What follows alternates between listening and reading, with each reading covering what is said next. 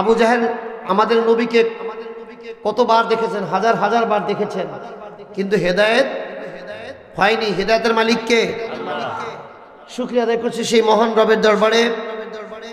আপনাকে আমাকে এই সুন্দর একটি আবহাওয়ায়, আজকে অত শীত না আরিফ সাহেব, আলহামদুলিল্লাহ আজকে অত শীত না, এই সুন্দর এই শীতের সিজনে কোরআনের মাহফিল, দ্বীনি প্রতিষ্ঠানে, কোরআনের মাদ্রাসায় আল্লাহ যে আপনাকে আমাকে আসার সুযোগ করে দিয়েছেন, বেজান না খুশি?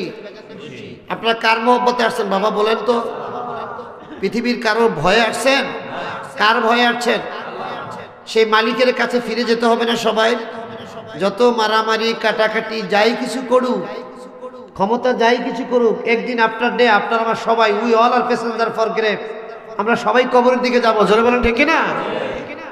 সেই কবরের একজন আমরা প্যাসেঞ্জার, যাত্রী। এই পৃথিবীতে থাকা যাবে না? যাবে বাবা? এই যুবক ভাইরা, থাকা যাবে? সুতরাং কোরআনের মাহফিলে আল্লাহ যে কবুল করেছেন, এই জন্য শুকরিয়া আদায় করি যে আসমানের নিচে জমিনের উপরে আল্লাহ তাআলা অফুরন্ত অক্সিজেন বরাদ্দ দিয়ে সাজানো গুছানো সবুজ ঘেরা গাছপালা দিয়ে আমাদেরকে আল্লাহ তাআলা সাজিয়ে রেখেছেন। এই পৃথিবী অভয়ারণ্য, হরেক রকমের শাকসবজি দিয়ে আমাদের রিজিকের ব্যবস্থা করে দিয়েছেন কে? আরো জোরে বলেন। সেই মহান রাজাদিরাজ, একাচ্ছত্র অধিপতি মহান আল্লাহ সুবহানাহু ওয়া তাআলার দরবারে আমরা কালিমাতু শুকর আদায় করি। সেই রব আপনাকে আমাকে এই কোরআনের প্যান্ডেলে, এই জান্নাতের বাগানে, দুনিয়াবি সকল ব্যস্ততা থেকে হেফাজত করে জান্নাতের বাগানে আসার মতো সুযোগ করে দিলেন। সেই রবের দরবারে আমরা কালিমাতু শুকর আদায় করি। জোরে সোরে বলি আলহামদুলিল্লাহ। আরো জোরে বলি আলহামদুলিল্লাহ। লিল্লাহি তাকবীর। একটু জোরে বলতে হবে, লিল্লাহি তাকবীর, লিল্লাহি তাকবীর। আলহামদুলিল্লাহ। অনেক নেকি হয়েছে যে আপনারা গণনা করে আমরা শেষ করতে পারবো না। আল্লাহ অফুরন্ত নেয়ামত দিয়েছেন পৃথিবীতে আপনাকে আমাকে। এক একটা নেয়ামতের যদি আমরা শুকরিয়া আদায় করি, নেয়ামতের দরজা বাড়িয়ে দিবেন কে? আরো জোরে বলেন। সেই রব নেয়ামত দেওয়ার পরে যদি বান্দা আমরা ভুলে যাই, আল্লাহ বলছেন তোমাদের জন্য আমি কঠিন শাস্তির ব্যবস্থা করে দিয়েছি। নাউজুবিল্লাহ বলবেন না? সেই নিয়ামতের শুকর আদায় করতে গেলে বান্দার নিয়ামত বাড়িয়ে দেন। আজকে এই জমিনের উপরে কোরআনের মাহফিলগুলো একসময় বাধাগ্রস্ত হতো, কিছু কপাল পোড়ারা কোরআনের মাহফিলে বাধা দিত। জোরে বলেন ঠিক কিনা? থানা থেকে অনুমতি লাগতো। আল্লাহর মেহেরবানি, আল্লাহর জমিনে, এই পীর আউলিয়ার দেশ, এই দেশে এখন বর্তমানে 25 থেকে 26 লক্ষ কোরআনের হাফেজ আছে। সুবহানাল্লাহ, খুব আস্তে হয়ে গেল।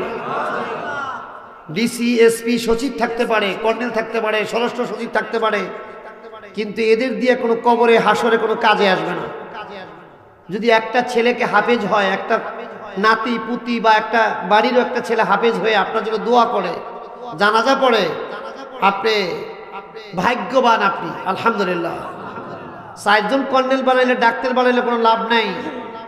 একটি ছেলে যদি কোরআনের মাদ্রাসায় পড়াইয়া কোরআনে হাফেজ বানিয়ে দিনদার বানানো যেতে পারে, বাবা মা তো অনেক ভাগ্যবান। কিয়ামতের ময়দানে, কবরে, হাসরে, সব জায়গায় আল্লাহ তাআলা তার জন্য নিয়ামতের দরজা খুলে দেবেন। শুকরিয়া, বাংলাদেশে 25 লক্ষ হাফেজ আছে বর্তমানে, যে হাফেজের সংখ্যা আরো দিনের দিন বাড়ছে। আলহামদুলিল্লাহ বলবেন না? এই কোরআন, এটা কার কোরআন বলেন তো? কোরআন কার?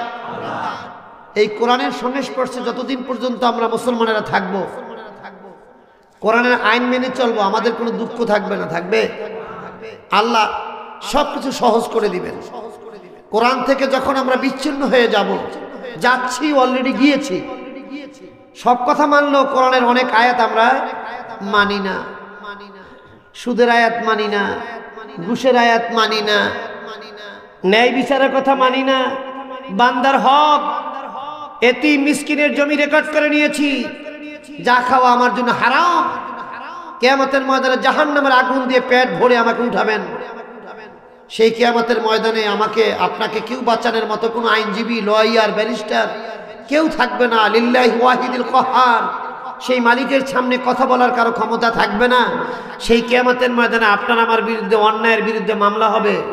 আমি যত নেকি যত কামাই করে যে হাজি গাজী তাহাজ্জুদ গুজারি আলেম ওলামা পীরের খলিফা পীরের মুরিদ, আমার নেকিতে কোনো কাজে আসবে না। ওই এতিমের পক্ষ থেকে একটা মামলা হওয়ার পরে আমার নেকিগুলো ওই বান্দার দিদিতে জাহান্নামে চলে যাবে।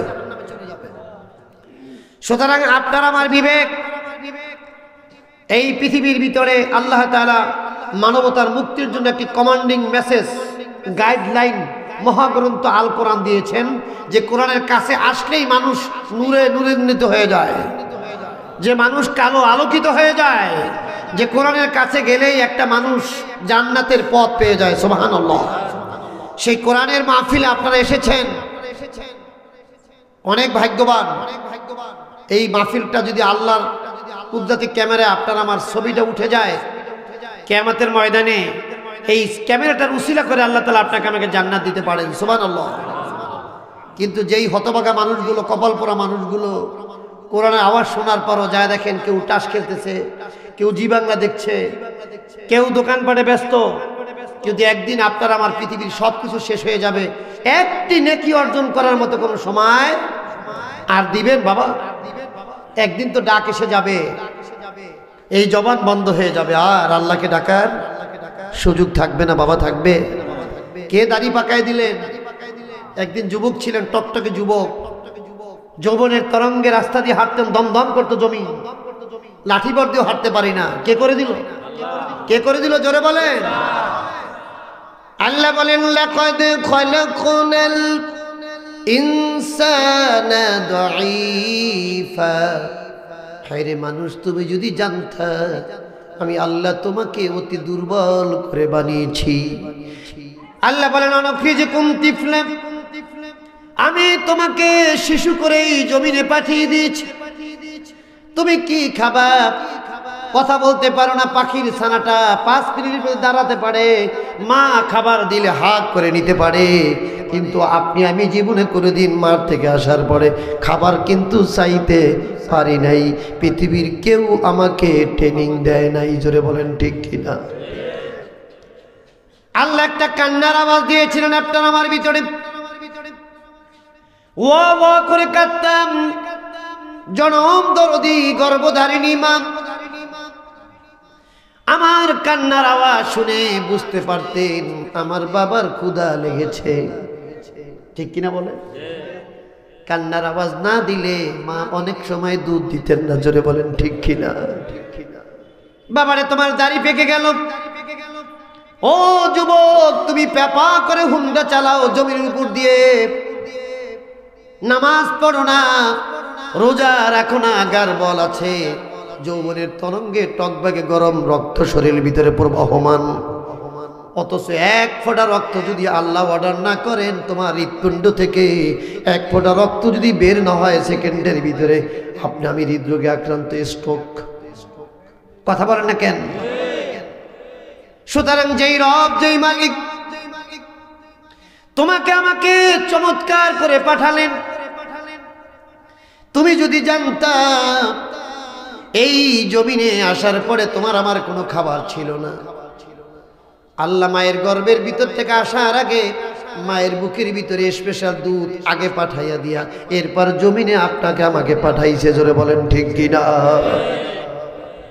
দুধ আগে বরাদ্দ হয়েছে। আল্লাহর বান্দারা কি খাবে আল্লাহকে বরাদ্দ দিয়েছেন।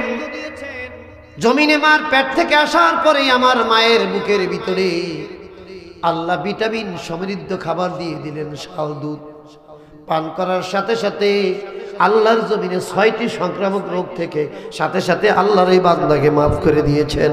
সুবহানাল্লাহ। হায় রে মানুষ, এরপরে মা যখন কান্নার আওয়াজ শুনতো, ক্ষুধা লাগতো আমার, আমি বলতে পারতাম না রে মা গো আমাকে দুধ দাও, বলতে পারতেন কেউ? কি যুবক বেড়ে বলতে পারতেন? চরমনায় বিশ্বে বলতে পারতেন? হ্যাঁ, জোবাইরের পৃথিবীর কোন শক্তি, কোন মহোদর ব্যক্তি বলতে পারতেন? আল্লাহ বলেছেন বান্দারে তুমি জানো না ক্ষুধা লেগেছে, দোলনার ভিতরে বসে আপনি আমি ওয়া ওয়া করে কেঁদেছি, আমার মায়ের কানের সাথে আল্লাহ বিদ্যুতের কালেকশন লাগিয়ে দিয়েছেন। আমার মা বুঝতে পারতো আমার রহিম বুঝি দুধের পিপাসা লাগিয়েছে, কান্নার আওয়াজ শোনার সাথে সাথে সকল কাজগুলো ফেলে দিয়ে বুকের ভিতরে নিয়ে দুধ পান করে ঘুম পাড়িয়ে দিতেন। জোরে বলেন ঠিক কিনা?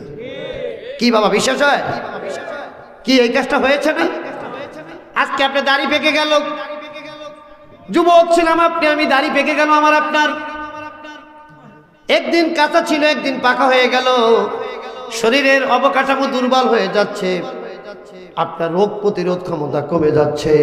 আল্লাহ বলছেন লাতারকাবুন্না তাবাকান আন তাবাক, তোমাকে স্তর বাই স্তর আমি বানিয়ে দিয়েছি রে মানুষ, কিন্তু এই পৃথিবীতে তোমার কোনো খবর ছিল না। কিসে তোমাকে আমার রবকে ভুলে রাখলো? আল্লাহ বলেন ইয়া আইয়ুহাল ইনসানু মা গররাকা বিরাব্বিকাল কারীম। আল্লাহ বলছেন মানুষ তোমাকে কিসে আমাকে ভুলে রাখলো? অথচ আমি তোমাকে চমৎকার করে সুন্দর অবয়ব করে বানিয়ে দিয়েছিলাম। সেই আল্লাহর যদি আমরা শুকরিয়া আদায় করি, আল্লাহ কোরআনে বলে দিলেন লাইন শাকারতুম লাযীদান্নাকুম ওয়া লাইন কাফারতুম মিন্না আযাবি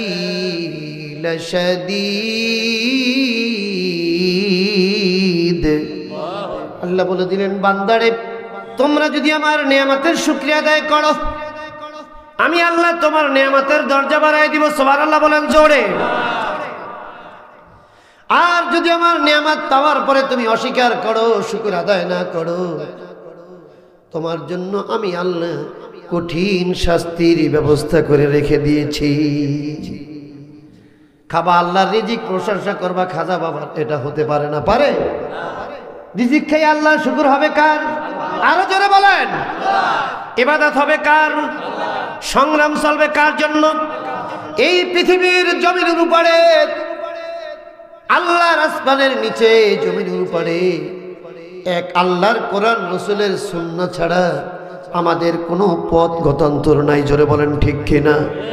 যদি অ্যাভয়েড করে আমরা আল্লাহকে ভুলে যাই, এই দুনিয়া করে আমি চলে যাচ্ছি, একদিন হায়াতে জিন্দেগি আমার শেষ হয়ে যাবে, আমার ছেলে মেয়ে বন্ধু বান্ধব কেউ আমার পাশে যাবে না। ঠিক কিনা বলেন? রাতের আধারে মারা গেলেন, আপনার লাশটা ছেলে পাহারা দেয় না, আপনার মেয়ে শুধু কাঁদে, কিন্তু কেউ লাশের পাশে থাকতে চায় না। কথা কন না? কালীগঞ্জবাসীর লেগে থাকে নাকি? ছেলে হোক আর মেয়ে হোক, স্ত্রী হোক, 70 বছর জিন্দেগি স্ত্রীর সাথে কাটিয়েছেন, একই বিছানার ভিতরে ঘুমিয়েছেন, কিন্তু 1 সেকেন্ডের বিরুদ্ধে বাপের বাড়ির বিরুদ্ধে কথা বললে আপনাকে ছাড় দেয় না। জোরে বলেন ঠিক কিনা? কি মিথ্যা কথা? কামাই খাচ্ছে আপনার, একটু 19-এর বিষ হয়ে গেল, ল্যাব খাতা ফেলে দিয়ে তোমাকে মানি না। কথা কন না কেন? আপনার কি আপন? আপনি কলমের মাথায় চুরি করে, এতিমের জমি রেকর্ড করে জিন্দেগি ভর খাওয়াইলেন যে ছেলেকে, মৃত্যুবরণ করার পরে ওই ছেলে আপনার কবরের পাশে কোনোদিন যাবে না। ইভেন লাশের পাশে পাহারা দিবে না। মসজিদের ইমাম সাহেব বলবে হুজুর রাত্রে আমার বাবার খাটের পাশে একটু বসে থাকেন। কথা কন না? এটা কি বাস্তব কিনা? চক্ষু বন্ধ করে দেখেন বাবা, ও আমার যুবক, কত বড় জাহেল হয়ে গেল মানুষ। গতকালকে আমাদের পার্শ্ববর্তী এলাকায় খুনের চর, নামও খুন, কামেও খুন। কথা কন না? যে মানুষগুলোকে হত্যা করলো, এরা যদি মানুষ হতো, বিনয়ী হতো, কোনোদিন মানুষের গায়ে আঘাত করতো না। জোরে বলেন ঠিক না? হায় রে মুসলমান যত বিপদগামী হবে, মুসলমান যত উগ্র হবে, মুসলমান তত ধ্বংস হবে। ঠিক না বলেন? আর আমাদের নবী ছিল বিনয়ী। সুবহানাল্লাহ। বিশ্ব মানবতার নবী ছিলেন বিনয়ী, যার মিষ্টি কথা শোনার জন্য পাগল হয়ে যেত মানুষ, যার দিকে তাকিয়ে থাকার জন্য পাগল হয়ে যেত মানুষ, যার কোরআন তেলাওয়াত শোনার জন্য পাগল হয়ে যেত মানুষ। সেই মানুষটাকে কিন্তু আইএমএ জাহিলিয়াতের লোকেরা কষ্ট দিয়েছে। যেটা বলেন ঠিক কিনা? আবু জাহেল গেছে, কিন্তু আবু জাহেলের লোকেরা কি এখনো আছে কি নাই? জোরে বলেন আছে কি নাই? আবু জাহেলের লোকেরাও থাকবে, আল্লাহর নবীর খাস উম্মতেরাও থাকবে। কিন্তু পরীক্ষা দুটো, আমরা যত বিনয়ী হতে পারবো আল্লাহ টেনে আমাদের দিকে উঁচু জান্নাতে নিয়ে যাবে। জোরে বলেন ঠিক কিনা? আর যত অহংকার করে উপর উঠবো আগুনের মতো নিচে টানিয়ে দিবেন কে? একদম টেনে নিচে হেসরে আল্লাহ আমাদের বিধ্বস্ত করে দিবেন। জোরে বলেন ঠিক কিনা?